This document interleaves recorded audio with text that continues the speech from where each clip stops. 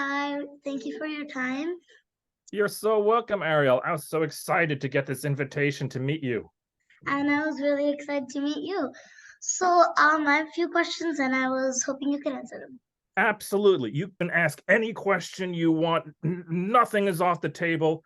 Go ahead. Any question at all. Okay. So, what inspired you to write Bad Kitty? Oh, I was afraid you'd ask me that question. Okay. I wish I had a better answer than the one I'm about to give you, because the one I'm going to give you, it's not very exciting, but is the truth. Maybe you've ever heard the words, the truth is stranger than fiction. Well, in this case, the truth is just very dull, but it's the truth. When I have to come up with an idea for a story, I have a creative device that I use in my head where I actually think of the title first. So before I think of the story, of the character, anything else, I think of the title first. And I'll tell you why that is. Because a title can just be one, maybe two words, right? So this is what happened. Can you believe it's almost 20 years ago now? I was sitting at home. I was sitting at my desk. And I was just sort of trying to think of interesting titles to stories I'd never seen before, titles I didn't think even existed. So that's what I did. I just started writing them down as they came to me, title after title after title. And after a while, I wrote down some titles that I kind of liked. And I wrote down some titles that I kind of didn't like. But then I wrote down one title that I really liked. And that title was? Bad Kitty. That's the one. I love that title. So that's when I did that thing that all writers have to do when they're making a story. I started asking myself questions. And the first question I had to ask was, okay, if I've got a story called Bad Kitty, what is this cat going to do that is so horrible? I came up with so many ideas. I thought it would be interesting if I put them into alphabetical order. Then I asked myself the next important question, which was, okay, why? Why would this cat do such terrible things? And I don't know if you have a cat at home, Ariel, but I've had a few. And the pattern always has been that their behavior is strongly influenced by the food they do and do not get. So I thought I'd do an alphabet of foods this cat does not like. And that is how the very first Bad Kitty book came about. And the first Bad Kitty book was a picture book. This is it here. Bad Kitty. The chapter books came later. I didn't never know you had a picture book about it.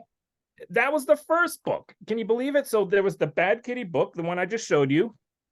And then I did another one called Poor Puppy, which is about the dog having to live in the house with that cat. Yeah. And then the chapter books came along afterwards.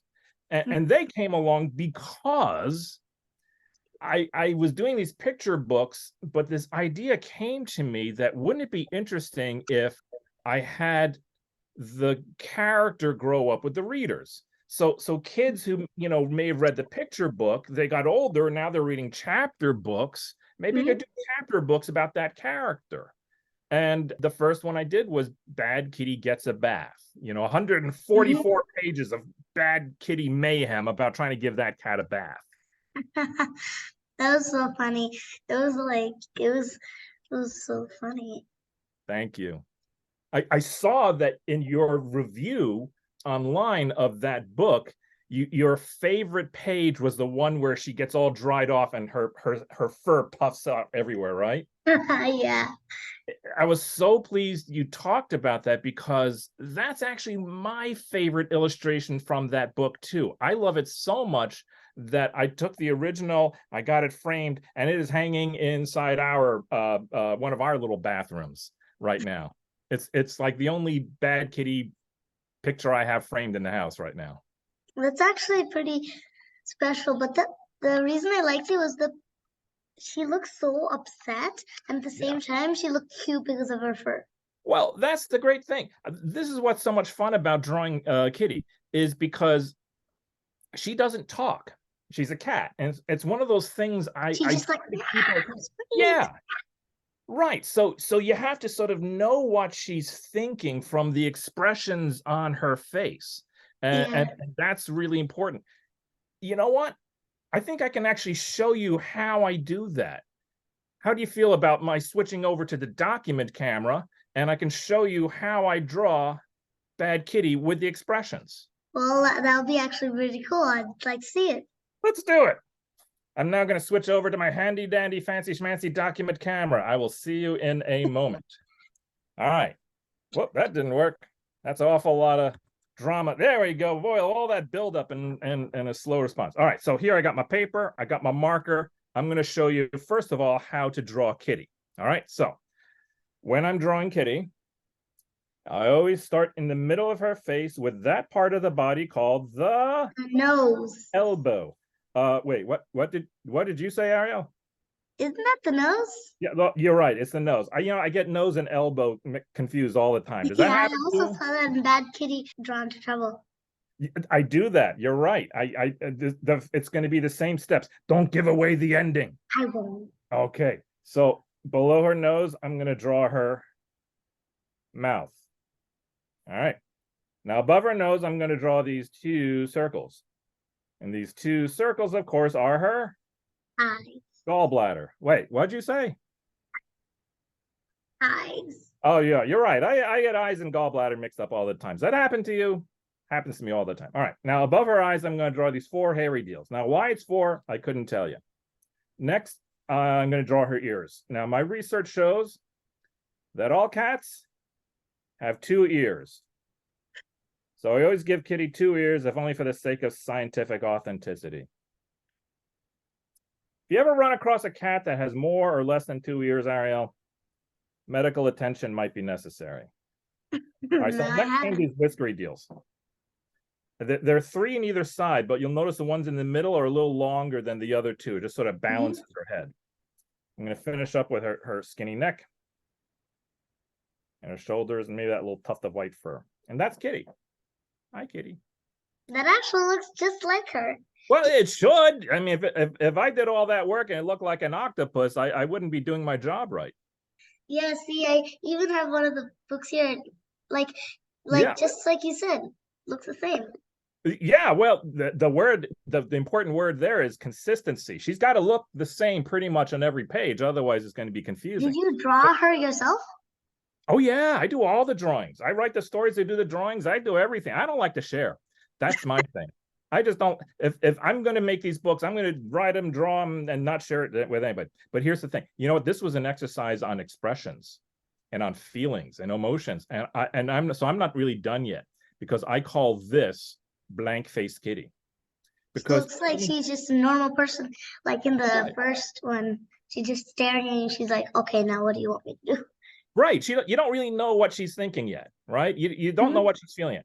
I'm gonna change that right now. You ready? With a single stroke of this marker, I'm gonna turn this blank, expressionless Kitty into annoyed Kitty. This is gonna happen very quickly. Are you ready? Here we go. Annoyed Kitty. Oh yeah, I remember his face. So in case you missed it the first time, no expression, annoyed. No expression, annoyed. Should I do this again? Nah, I think I got the hang of it. All right, let's get back to the interview. Oh, there you are. So, how did you come up with the characters Strange Kitty and Dr. Lagmore?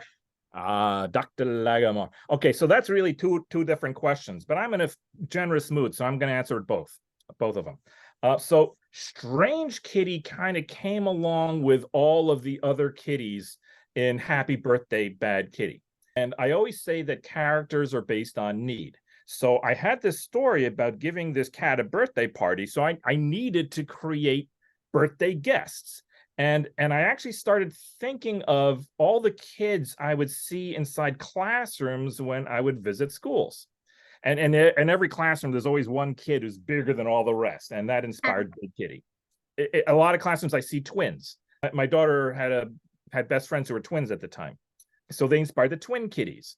Especially in kindergarten and first grade, you get a little girl who comes into school every day. She's all dressed up with sparkles and glitter and ribbons, and that inspired Pretty Kitty. Strange Kitty is based on me when I was a little boy. Because when I was a little boy, I loved comic books. And I was the kitty who would go to the birthday party. And just in case I had no interest in whatever games or activities were happening at the party, I would bring a stack of comic books and I'd go sit in the corner, read comic books, and be perfectly content. So that's what That's Strange just Kitty. what Strange Kitty did. He That's just sat in the exactly it. corner and read comic books. Yep. The only difference is that Strange Kitty made friends with Mouse, and Kitty and Mouse, the dialogue the two of them have is kind of like the dialogue I have in my own head when I'm thinking about comic books and such. And the most fun I ever have when I'm writing a story is writing that fun dialogue that Strange Kitty and Mouse have together.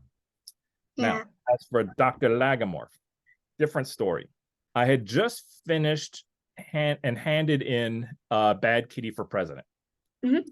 And I like to reward myself when I finish a book. And the reward I give myself is to go see a movie, take the day off. And the movie I went to see that day was X-Men First Class. It's got superheroes and mayhem and supervillains, and I love that kind of stuff. Anyway, I left the movie and I had two mental marbles rolling around in my head. One mental marble is, what's my next Bad Kitty book going to be? I just finished one. What's it going to be? This other mental marble I had was, oh, superheroes and supervillains and mayhem. I love that. So those two marbles were rolling around in my head, and at one point they collided.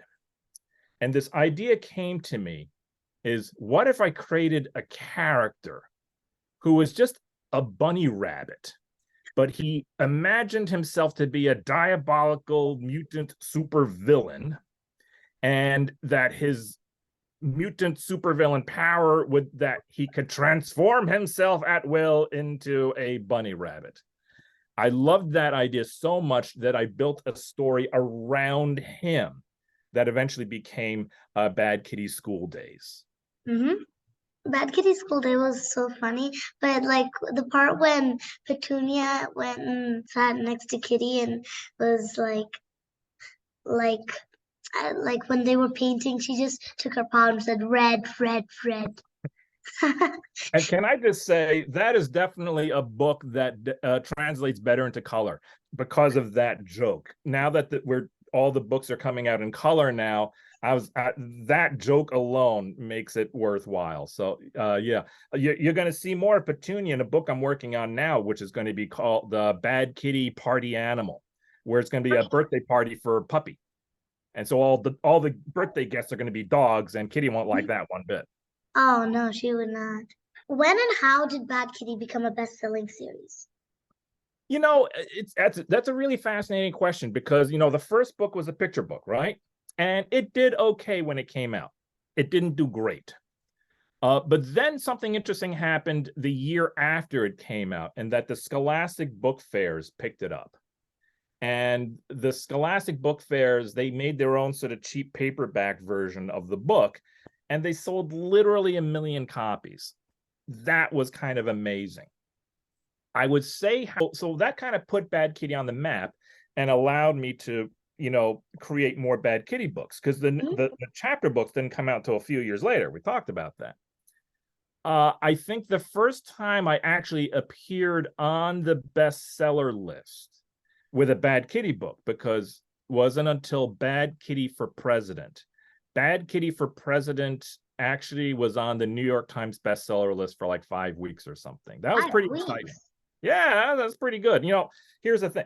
I would get on the list again with a Bad Kitty Christmas, which is a picture book, and again with a later chapter book. I can't remember which one.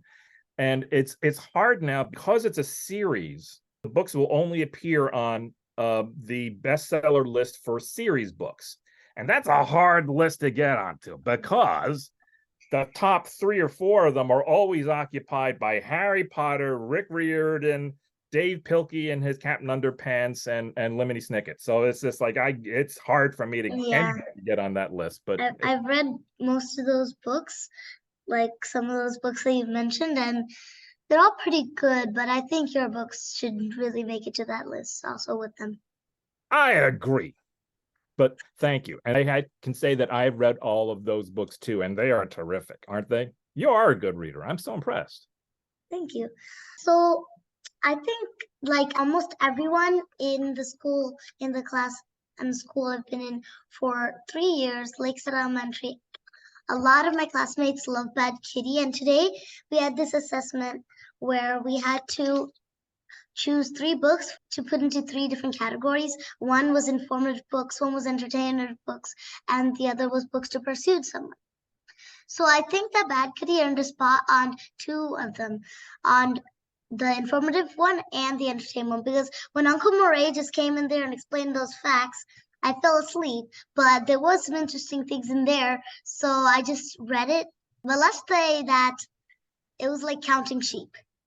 I fall asleep writing those Uncle Murray fun facts too, so there's no shame in that. I completely understand. I've actually recently decided not to make Uncle Murray fun facts. So the most recent one to have come out, which was Bad Kitty Super Cat, which, by the way, also includes a return of Dr. Lagomorph. Mm-hmm. Oh, look at that. I don't have any Uncle Murray fun facts in that one. I decided against it because I felt like the story itself was flowing so nicely, and also it was all imaginative. I do not think Mr. Uncle Murray did not have anything with imaginative. That's right. Yeah, I agree. And so the next one, the one that comes out, is Bad Kitty Makes a Movie. And that one's going to have plenty of Uncle Murray in it as a character. In fact, it's more about Uncle Murray than it is about Kitty. But no fun facts. And the one I'm working on, Bad Kitty Party Animal, again, no fun facts. But again, Uncle Murray's a big part of it. He makes an appearance in there, and he regrets it immediately, by the way. There's also like another one there, like where Uncle Murray makes appearances, but he doesn't really like make the fun facts that much. In Uncle Murray Against the Uproar at the Front Door, and there was the other one, I just had it here somewhere. It was called the one where they adopt all the new kitties. What was it called? Oh, Kitten Trouble. Yes, that one, Kitten Trouble. You know, the interesting thing, so you just held up Bad Kitty versus Uncle Murray, and when they turned that into a color book, they decided to rename it. So it's Bad Kitty versus the Babysitter now. And it was interesting, and I understood why. You know, the people who don't know the Bad Kitty books might be very confused when they see Uncle Murray and they don't care. But I really fought for that title when it first came out. And it was kind of a risk because Uncle Murray is not really an active character in any of the Bad Kitty books until that one. And he's sort of just in the sort of background with the fun facts of Bad Kitty Gets a Bath and Bad Kitty, the picture book, and even Happy Birthday, Bad Kitty. So then to have something where Uncle Murray is such an active character all of a sudden was a bit of a risk, but it worked out. It very much did. And like that one, if I understand what they're saying as well. If you put versus the babysitter, it'll sound more mysterious and people will be like, who's the babysitter? That's right. If I didn't know it was against Uncle Murray, which I really did not care about his fun facts, then I would just like be like against the babysitter. Kitty as a babysitter, because like if Kitty had a babysitter, she'd probably throw them out the front door. That's exactly right. And I think also the reasoning for changing to babysitter was because the publisher figured, you know, kids can relate to having a babysitter, right? I mean, you know, every grown up, every parent, every guardian in the country hires a babysitter to watch the kids so that they can go out and have fun without you at some point or another. So they felt like babysitter was something kids could relate to instantly, just seeing the title. So I love the colors you have used. It's easy to read, but like the other one, it was also fun because like and the Drawn to Trouble one, because it didn't have any color, or I think it didn't. The original did not have any color. You're right. Yeah, and that one, when you told us all about all those different colors on him, that was so funny because he didn't have any color, and you were like, "What? Have you gone colorblind?" Right. And that's very perceptive because I was going over that book, the original black and white version, and I ran across that joke about colorblind. I go, wait a minute, I can't use that joke in a book that's in color now. So I had to make some big changes, and it was my opportunity to add 16 pages to Bad Kitty Drawn to Trouble. So the color edition of Bad Kitty Drawn to Trouble is, I think, much better than the black and white one. You know, when it comes to all the other books, they're pretty much black and white in the color. I don't have any preference, but for that one in particular, I prefer the color edition, and I do it precisely because of what you pointed out. I had to make some big changes to it because of that one joke. But now that's good because now I want to read the colored version so bad. I want to read that. I thought like them were all the same, but now that I hear that you've changed it up, I cannot wait to get to the library after this. All right. Well, good. That's great there. Every educator on the planet just had a sudden chill when they heard Ariel say, "I cannot wait to get to the library." There was just this cheer that resounded throughout the country. I don't think any educator throughout the country has ever seen anyone who liked books so much. They're probably half the kids who they tutor, and if I'm not mistaken, they probably all of them hate reading, and they're like, why? Yeah, that would be the best thing on earth for me. So my teachers, like, sometimes when they give like the reading homework to me, my teacher said to read for 20 minutes. I changed it up to 2 hours so that my mom would let me read for 2 hours. I'm going to take a wild guess that there have been some bedtime conflicts where you want to read and you don't want the lights to go out and end your day because you're right in the middle of a book you're really enjoying. Has that happened? Are you secretly some sort of guy who can like look through mirrors and see through a mirror? Because I have a mirror near my bed. Oh, really? No, I wouldn't do anything like that. It's just common among anybody who loves to read. It's very, very common. You have like a stack of books. Dad makes me stop reading. He's like, Ariel, it's time to go to bed. But I'm in the middle of the book. It's so. I know, and you're not going to be able to fall asleep now because you're all caught up in the story you were reading, and you just want to know what's going to happen next. A few times, I pretend to go to sleep, and then I wake up, and then I like get up. I sneak downstairs. I read the book without the light. Sometimes I try to get a flashlight, and then in the morning, I sleep and sleep and sleep, and my mom screams at me like 10 times to wake up. For some reason, I don't notice. It's like when I read, except I'm sleeping. Well, your secret is safe with me because I know it would be just a tragedy if your father ever found out the secret that you're sneaking out of your bed to go read. My goodness, I can't imagine the trouble you'd get into if such truths came out. He did know. He found out. Oh, yeah? Get in trouble?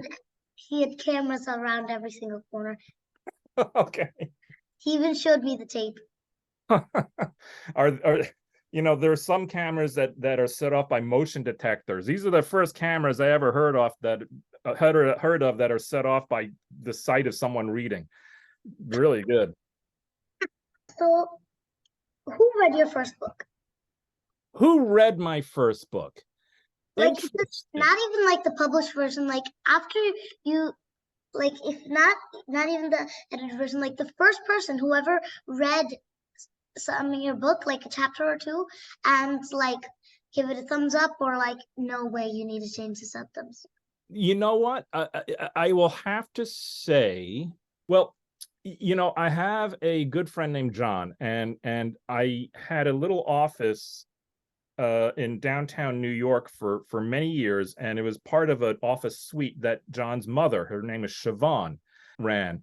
And it's possible she may have been the first person who ever read any of the books because I would be working on them. And once I had them bound up and created, and you don't create the book as a whole, you create what's something called a book dummy. And I wish I had an example of that on me because I don't paint all the colors or the pictures. I said, because changes are going to be made. But you want to make something that kind of looks like a book, but isn't really a book because you can't really make a book by yourself. and it's called A Book Dummy. And I think she may have been the very first person ever to read the earliest versions of my earliest books. Coming in a close second would be my wife, Karina. But back then we weren't married yet, but we were dating. So I definitely showed her those book dummies as I was making them. Mm. Yeah. A book dummy sounds like a dummy made of wood. It sounds like a terrible insult to something that you just worked hard to create too. Look at this dummy that I have here, and let me send this dummy to my editor. But that's actually what they're called. And I guess it's just like a dummy is one of those puppets made out of wood. It's actually, the dummy is sort of a fabrication to impersonate a person, just like this is the book dummy is sort of a fabrication to impersonate what will be the final book. Mm-hmm. That's the only reason I can think of why it's called that. But really, it's just, I have drawings on every page. I connect them with ring binder clips so that you can open it like you would a book, and you can turn the pages like you would a book. But none of the artwork is finished. I'm just basically pasting in pictures and words to make it look like something that That would show to an qualify editor. as a book. What's that? That would qualify as a book.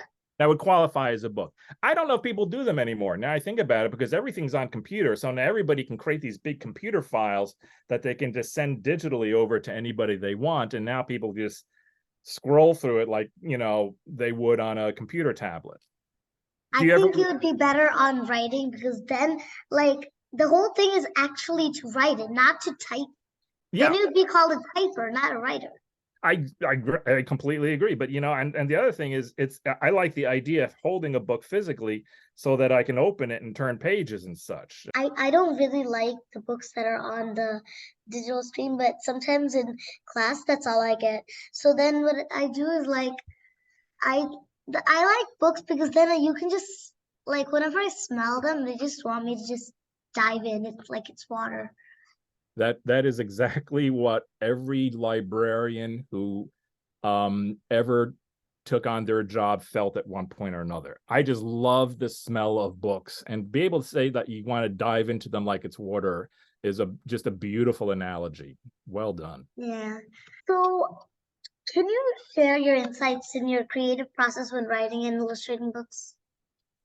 Yeah, you know what? Actually, I can do that really well, because I think I mentioned I'm in the middle of creating a book that won't come out for another, year and a half or so, The Bad Kitty Party Animal. But I actually can show you a little bit of the stages. So the first thing I do is I create an outline, right? Which is like a map of all the different points of interest, of all the sort of things I want to touch upon as I tell the story. Then I pencil all the drawings. And then I scan those drawings so that I can add words to the pictures. What I wind up with is something that looks like this, okay? So it's all very rough. You can see these are very rough drawings. Oh, but they look like a book. They look like a book, right? Because I printed them out. I layered them out in a program called InDesign, so that you got a left and a right hand side of when you open a book and you have the two pages, that's called a spread. And so this is the left hand side of the spread, this is the right hand side of the spread. And so yeah, it looks like you would if you're opening pages. Then I'm at a point now where my editor, her name is Emily. And by the way, this all looks kind of rough because these are I scanned pencil drawings, right? Because if I need to make any changes, I want to be able to erase it and not go all the effort of inking it. So now I'm at a point, and this is the same page. I'm going to show you the exact same page. This is what it looks like. This is the original, and these are the pencil drawings. And now I'm going over it with ink, right? So now the ink it's a much bolder line. It's much easier to read. And when I'm done with all the pages, they'll be sent to my publisher, who will actually rescan everything, and then they hire somebody who drops in all the colors, because I'm not good at that, to be honest. It's not even an admission. I'm just open to the fact that I don't really know how to do all that digital coloring. So fortunate that they have someone else who does that for me. Very fortunate. Yeah. So, how do you come up with the hilarious situations that she comes in with? Like, I know with like all the questions you ask yourself, but still, it's like so crazy how you can just get that situation. Well, no, you actually touched on the answer there, because yeah, I do ask. You're right. The secret of writing is to always ask myself questions. One of the questions I have to ask myself over and over and over and over again is this funny? And if the answer is maybe, well, that means I can do better. So I'm always trying to find a way to tell the story so that I can be funnier. The tricky thing, and this is important, is that if I'm just being consistently funny, if this is joke after joke after joke after joke for 180 pages or so, then it actually starts to get a little dull.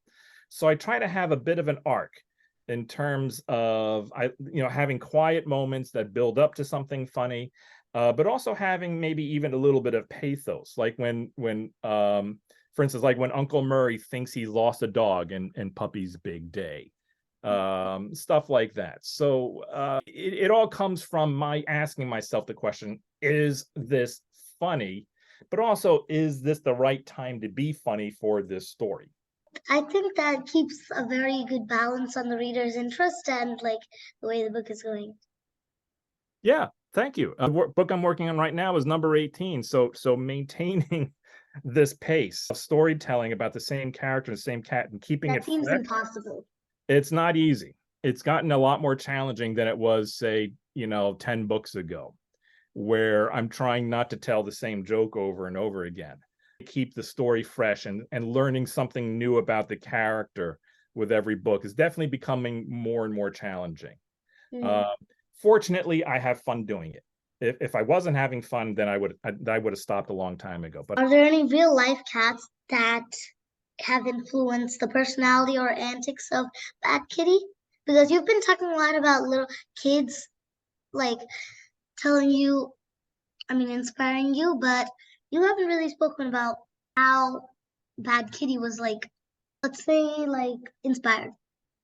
yeah, and the reason is because when I wrote the first Bad Kitty book, that picture book I showed you, I actually didn't have a cat at the time. So for the most part, the cats that we've had, and I have two of them now, they don't influence my books that much. I think they'd rather spend their time sleeping.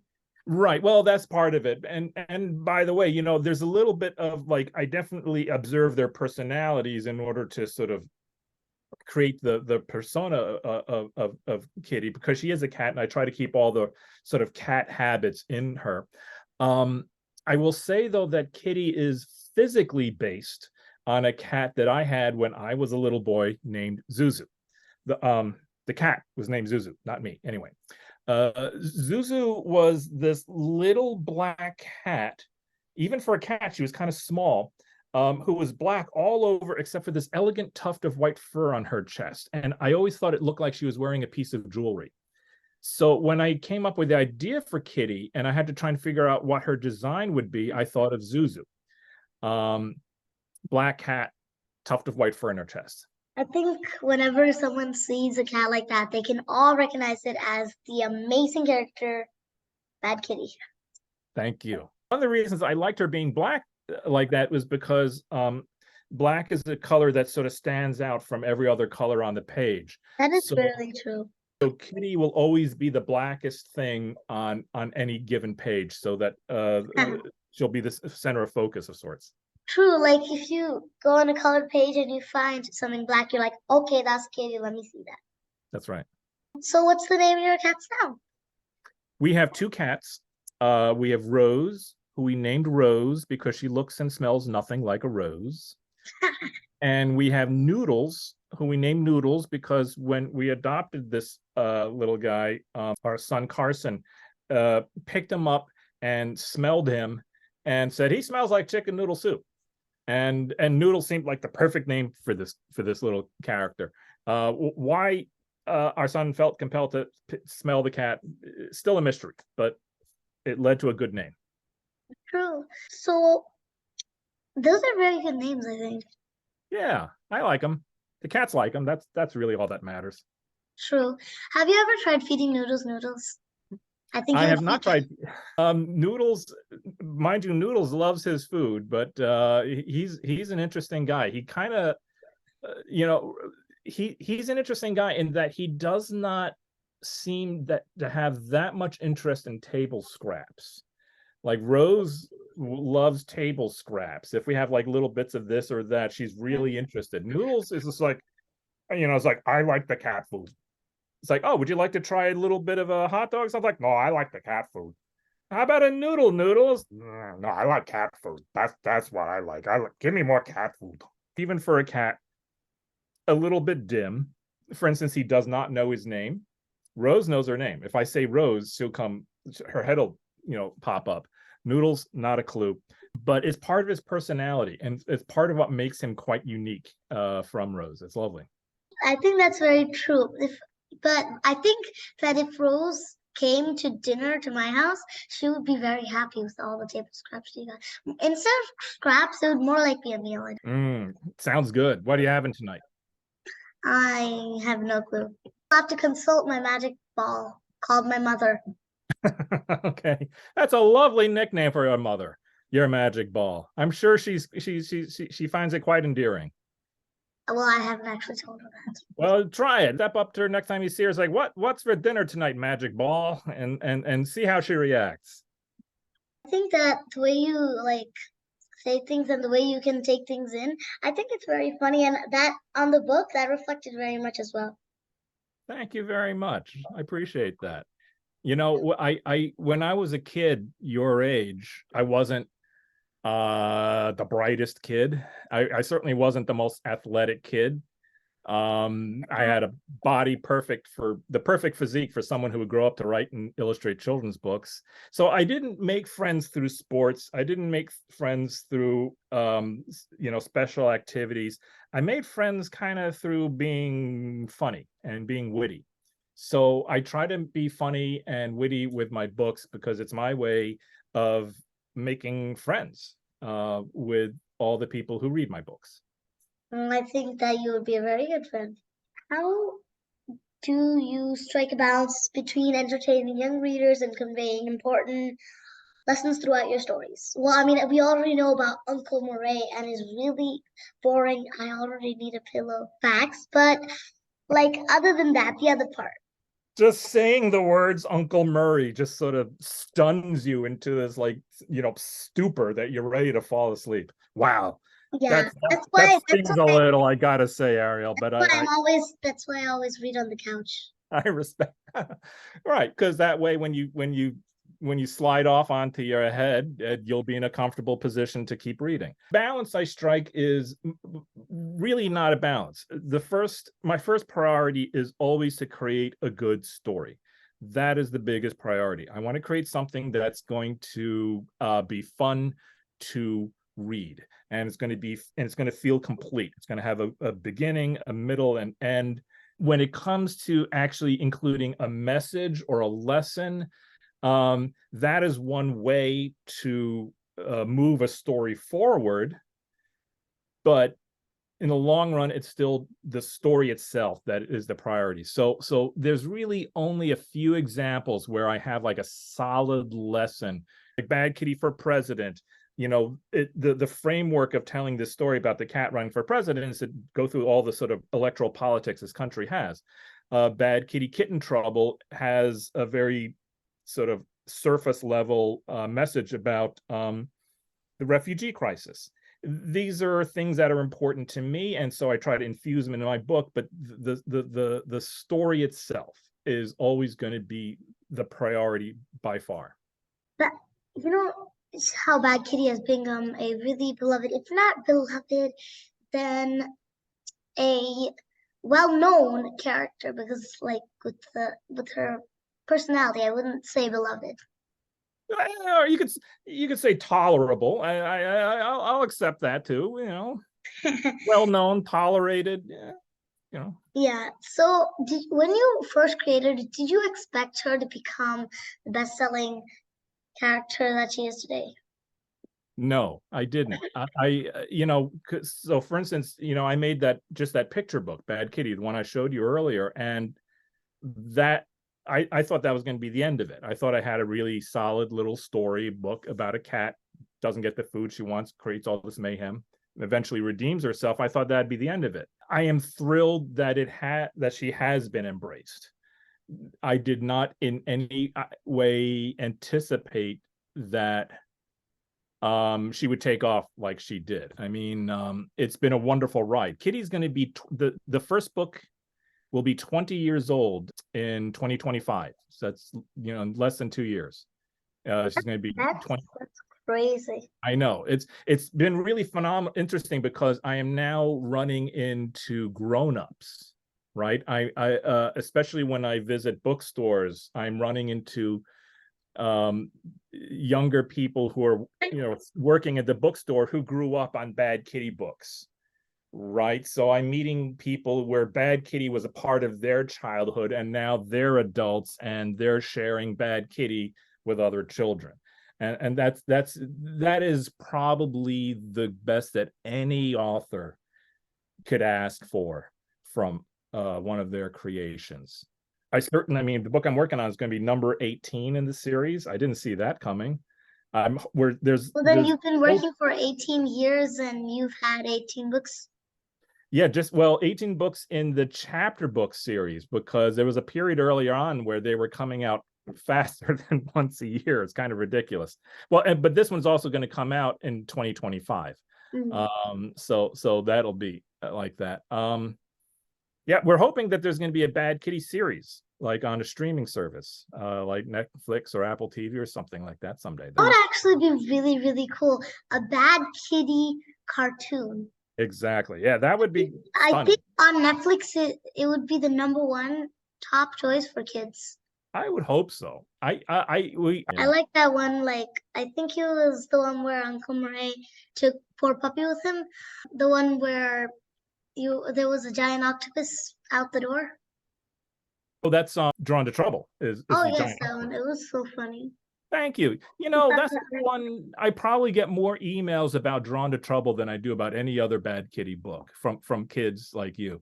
But I think it's also the one that a lot of kids don't necessarily go to, because it's not obvious what the story is going to be about. Yeah, they probably think it was a lesson on writing books. Right, exactly. And it is in there, right? I mean, that's the sort of the framework to telling the story. But it's also very funny and yeah, into that comic book funny part. Yeah. At the same time, very informative. I'm super happy that you call Bad Kitty a success, but I think that you can call it more than a success. I think you can call it an explosion of funniness.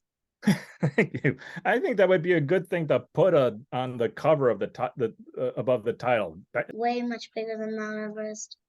Oh, that's great. Thank you. I love it. Well, I gotta say, you asked me if I expected Bad Kitty to be such a thing. When I can remember, this was almost 10 years ago, and I was in an interview similar to this one, but I was with my editor. His name was Neil. When he said to me that at the time, this was 10 years ago, there were 8 million Bad Kitty books in print, my head flipped. But now that number is like twice that. It's like 16 million, maybe even more. It's kind of amazing to think that there are that many. Yeah, that's the kind of the look I gave Neil at the time. I had no idea. If you put out a picture book and it sells, say, 100,000 copies, that is a monstrous success. That is enormous. The idea that I have their individual Bad Kitty books that have each sold over 1 million copies, like Gets a Bath and School Days and Happy Birthday, have each sold over 1 million copies each, is just startling. I think that that's so good. Are there any specific challenges or joys in creating a children's book with a character like Bad Kitty? It's both simultaneous, right? I mean, I sit down at my table here every day and I write and I draw these stories about an ornery pussycat, and it is always challenging. It is always frustrating, but honestly, it's also fun, tremendous fun. I wouldn't be doing this if it wasn't. I can't think of any one thing in particular that's challenging, because what happens is it's sort of like, I don't know if you ever like play solitaire and you know there's a way to solve this game, but you can't see it. It's a little bit like that, because I come up against a little bit of a roadblock and how to move the story forward, and that can be very frustrating in terms of trying to figure out the Mm-hmm. right direction to take. So that's why it's never really the same challenge from day to day. I think that's really good that you didn't have that much of a challenge. Yeah, Like yeah. most authors, they have a pretty big challenge, like they don't find the right editor and stuff like that. So I think that it's very, very amazing that you can call that, you can like say the truth and be honest about how that actually is a truth. Yeah, well, I'll tell you something. If I ever write an autobiography, the title is going to be Sheer Blind Dumb Luck, because I've always had the same publisher for all of my books, Macmillan, Roaring Brook, and I've only had my editor Neil Porter and the woman Emily, who was actually his assistant.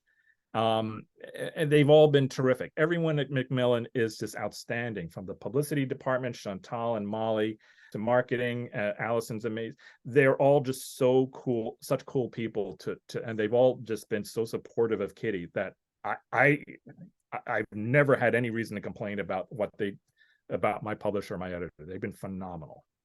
And I know I'm a But little unique that way. Everybody has frustrations with the people they work with, but man, it's been amazing. it's very lucky for you to do that.